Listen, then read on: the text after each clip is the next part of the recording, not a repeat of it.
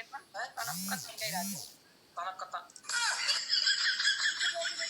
तन्काइरहेको देखाएको यो पेट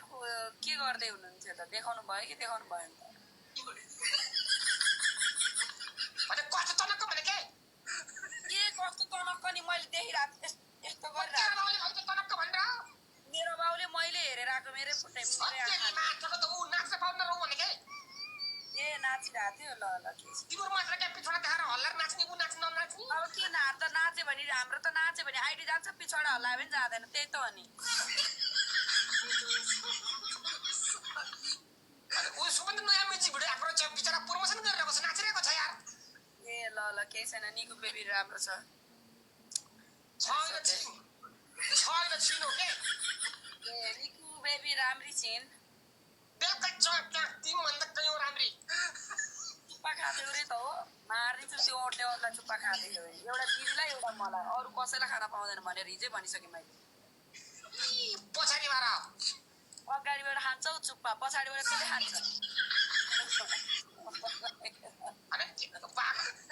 के हो भने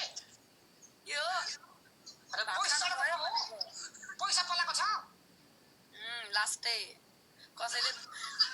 मेरो नेपाल आएपछि पैसा ठिक गर्छु भने कसैले ठिक गर्यो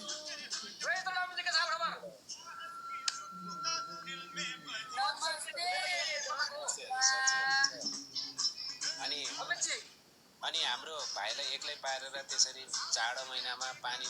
बल्ल बल्ल वर्ष दिनमा एक दिन नआउने मान्छेलाई त्यसरी बाहिर लगाउनु आइदिने नयाँ घरमा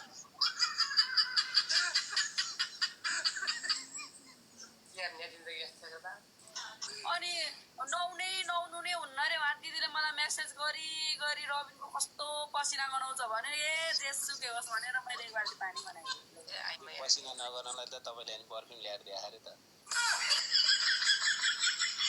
यहाँको खोइ लाउँदैन अरे के सम्हालेर राख्छ अरे त्यो नयाँ घरमा ऊ नयाँ घर जस्तै सजाएर राखेको त्यो त होइन तपाईँ आएर पोखरामा भेटेपछि ए हो यसरी चिरिप्प पार्दाखेरि भेट्टाउँदा मात्रै चिटिक लगाएर पछाडि सिसी क्यामेरा नगराऊ दिदीलाई चाहिँ नलिएर दिदीलाई झन् अत्तर ल्याइदिएछु अत्तर तिम्रो बोली धेरै पतर गजब बेइज्जती त्यस्तोको दिदीलाई फकाउँदै यतातिर अर्को मलाई फकाउन खोजिएको बाटी फकाउँदै यतातिर लप्काउँदै गर्ने हो क्या अब किङको तर पारी तर लाग्यो क्या उहाँ दिदीलाई उहाँ काजु छोडा उदेरी लास्ट टाइम आफूले चाहिँ झाइया पार्न खोजिएको कम्पानी थियो रिस रहेछ क्या कसलाई झाइया पार्ने मैले किनलाई झाइया पार्ने होइन तपाईँले बुझ्नै भएर छ रुबिलले भने चाहिँ बुढीलाई चाहिँ उहाँको के अरे बुहारीलाई चाहिँ के अरे काजु पेस्ता ल्याएर दियो अरे उहाँलाई त्यो रिस रहेछ च्याप्प समातेर एकचोटि गरिदिनु रिस सबै हट्छ त्यस्तो हुन्न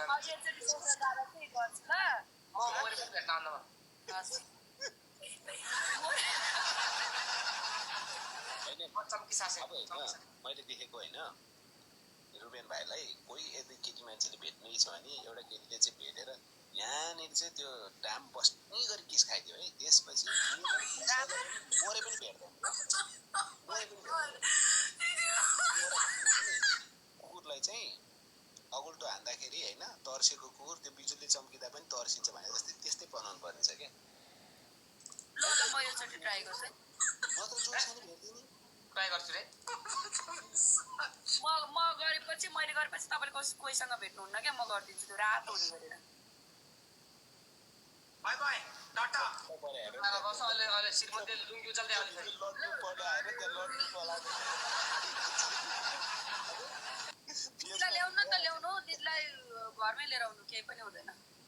कसको घरमा तपाईँ म मोरै पोखरा आउँदिन भेट्न भन्नु भएको छ अमित दाइले तपाईँको घर देखिहालेको छ म त अमितजीलाई उठाएर लिएर आउँछु मलाई पनि थाहा भएन उहाँले बसेको ठाउँ पहिलाको ठाउँमा थाहा भयो अहिले त म त गाउँमा छु एक्लै केही छैन रबिनको नयाँ घर कहाँ भनेर त्यहाँ पोखरा 800 दिन सबैले भनिदिनुहुन्छ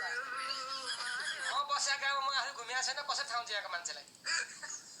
म तपाईँको गाउँ कहाँ हो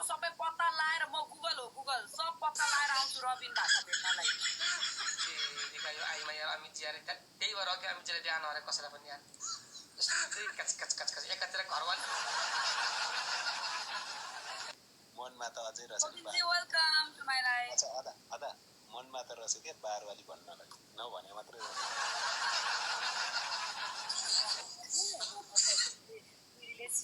क्यामेराले हेरिरहनु भएको छ भनेर भन्न डराउनुहुन्छ क्या अनि श्रीमती यता सुत्ला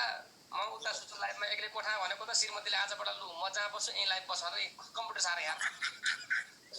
ठिक्क परेछ ठिक्क गर्नुभयो त्यो छ यार छ्या श्रीमतीको खुट्टा त केटीमा दिदीले पनि के चाहेको थाहा छ सिर्फ अदासँग मात्रै जिस्के हुन्थ्यो चाहेको छ क्या दिदीले कति बोलेकी छ्या अमितजी यार तपाईँको आइडिया आएन आउँदैन त्यो कतिलाई सोधेको खै थाहा छैन भन्नुभयो के गर्ने आउँदैन त्यो किन चाहेर भने पैसा भए यसैले नै त्यसमा यसैले नै हाल्दा आइडीमा तपाईँको